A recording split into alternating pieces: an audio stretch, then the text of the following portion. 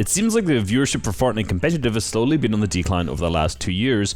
However, there's one big problem with the game, which, if improved upon, could massively increase the viewership of Fortnite competitive. So very quickly, a competitive Fortnite game is split into 3 sections. The early game, where you land at your drop spot and loot, the mid game, where you focus on your rotations and positioning, and the end game, where the zones move and all of the action happens. From a Twitter post I made, and just by using basic common sense, it seems like the community really loves the early game and the end game, since there's a large amount of players fighting with each other, lots of chaos, and the pacing's very fast. Now, the early game lasts around 5 minutes, and the end game is roughly the same. However, a competitive match will on average last around 26 minutes, so that means that the mid game makes up for roughly 16 minutes of every match. So what is the problem with this? Well, in this time period, most teams are just trying to survive until the end of the match, meaning that they most likely won't be fighting unless they don't have much loot and need it from some opposing players. Most of the placement points are granted once you get into a top 5 in a match,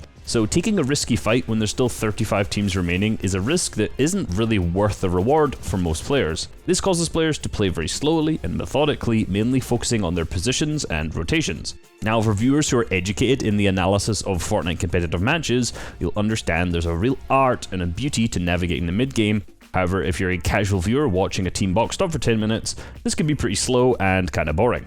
Now, luckily, there is a game mechanic in-game that forces people to fight if there's too many players alive at specific points in the game, and this is called Storm Surge.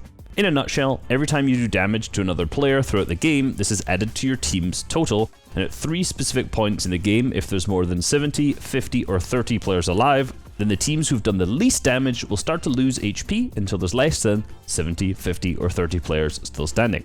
So as an example, if there's 80 players alive in the third zone, this means that 10 players, or 5 teams, who have done the least damage will lose HP until that player count reaches 70. This is why if you've never played at a high level competitive match or even watched Fortnite competitive, you'll probably have never seen this feature, since public matches often have, well, significantly less players in this, meaning the average player and therefore the average viewer will have 0 experience with this game mechanic. This means that this mechanic isn't naturally understood by newer viewers, but that's not of course the only problem that it has. Storm Surge as a mechanic only forces players to fight around the areas when it's actually active. So this means that for the remainder of the mid game, it's just players looking for damage via tags on other teams rotating, trying to just play safe and still accumulate as much damage as possible without actually getting into a fight. Again, any viewer who's very experienced in Fortnite competitive knows there's a ton of strategy to this and can be one of the most intricate and analytical parts of the game. However, to a new viewer who doesn't know what's happening, this could easily be construed as boring. And it is. The number one reason that people don't watch Fortnite competitive is the mid-game. Interestingly enough, early Fortnite tournaments had a really quirky solution to this, which involved a crazy amount of money given out, but we'll come back to this. The first way to kind of spice up this mid-game is international events and in-person events. Basically, all of the biggest Fortnite tournaments over the last 3 years have been played online, meaning that not all of the 100 players in the lobby will be known to the world. Watching fights and rotations from players that the average player may not know is slightly less interesting than just watching the best of the best teams from all 7 regions doing that exact same thing. Every fight, damage tag, or rotation is relevant because it nearly always includes someone's favorite player.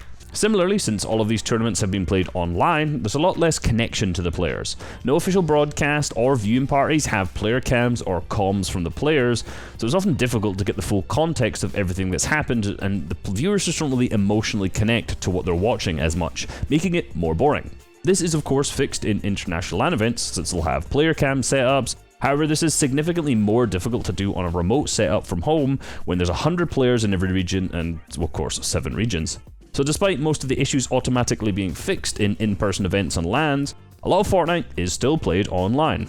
So what could be done to make the mid-game of Fortnite competitive matches more interesting for newer and existing viewers? If you remember that the mid-game is around 16 minutes, maybe it would be possible to shorten that time by making zones close faster. In reality, this just wouldn't work. You see, if a player chooses a drop spot around the edge of the map and gets a max distance zone pool, it already takes a considerable amount of time to loot their drop spot, potentially fight there if they're contested, rotate, and then get into good positions. If you rotate late, you'll often end up stuck in a congested side of the zone with lots of players and basically end up going down early. That's already difficult as it is, but if the mid-game was made shorter, then the teams who land at the edge of the map would be affected way more by where the zone's pulled, meaning that the game would become more random, less skillful, and that's not necessarily that competitive. So instead, some alterations could be made to the mid-game to make it more interesting as a viewer. Now, if you find some sort of mechanic to force players to fight more, meaning there was more action for viewers in the mid-game, resulting in viewers being happier, right?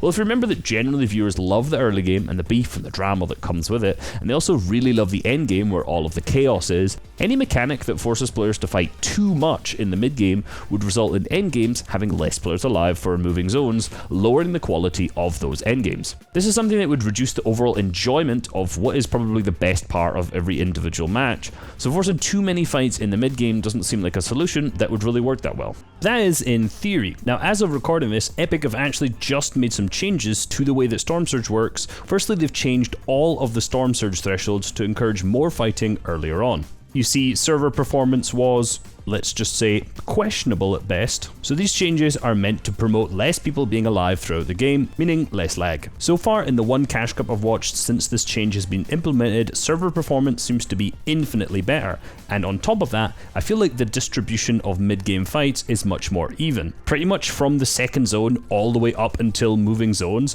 there's just continual fighting and continually something to watch. Now, looking at the differences between the cash cup after this was implemented and the cash cup before it, you can see that pretty much after that first surge threshold at zone 3, the numbers start to drop pretty drastically between zone 4 and 5. And overall in the mid game, there's gone from around 30 eliminations up to 38. So this means that the end games are a little bit less stacked, but not that much less stacked. And the benefit, of course, of this is the fact that there's much more action to watch in the mid game. Just watching the cash cup, it felt a lot more entertaining. It felt like there wasn't just this stale, stagnant mid game. There's absolutely a lot more action to follow. Now, we can ask the players later on, how does this feel to play and the strategies involved, but purely from a spectating perspective, I definitely felt like this cash cup was a lot more enjoyable to watch than a lot of the other tournaments. Now, to predate Storm Surge back in the fall skirmish of 2018, there was a mechanic in the game called the Make It Rain bonus, where in the mid game, roughly somewhere between 3rd and 5th zone, there was an over 5-minute timer for the team who got the most amount of eliminations would win this bonus. In game number 2, a team won $60,000 for getting 2 eliminations. Yes, you heard that right, 2 eliminations. Now, I'm not saying this should come back. However, rewarding some eliminations a little bit more in that time may also be a good solution. In my comment thread, Juriki basically just said maybe getting double elimination points in this time might be worth it. This means that the risk is a little bit more worth the reward, because right now, if you go down, you lose all of those potential additional placement points. However, if the elimination points are worth a little bit more in this time, it may end up contributing to a couple players trying to take some more engagements and potentially having a little bit more entertainment during this time. Now, in reality, I don't know how this would actually play out in a real tournament, but the current changes definitely impact the edge of map teams more than anything else. So if you want to learn the secrets to success around the map, click this video right here and of course, subscribe.